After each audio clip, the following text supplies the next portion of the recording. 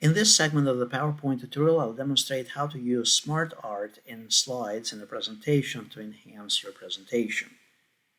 So smart art is basically a way to display, instead of using bulleted lists as part of a presentation, like for example this list right here, it has just the bullet lists. Now you can insert smart art two ways. You can either click here on insert and choose smart art and then pick one of the designs. For example, if it's a process or whether it's a circle or a hierarchy, adjust it by simply picking any of these designs. Then click OK.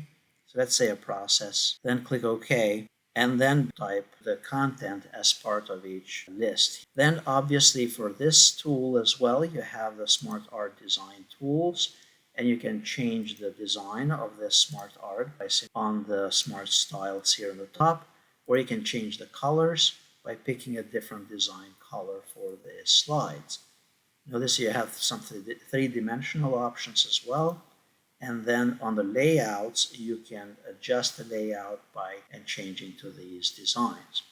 So that's method one, is basically you are inserting smart art and then entering the items for the smart art.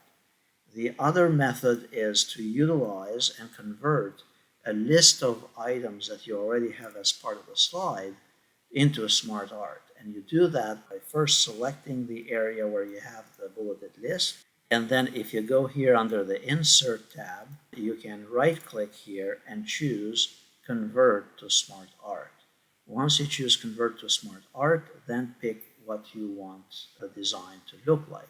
Once you select the specific design, you can further modify it, you can change the colors for it, and the layout, very similar to how I demonstrated it earlier.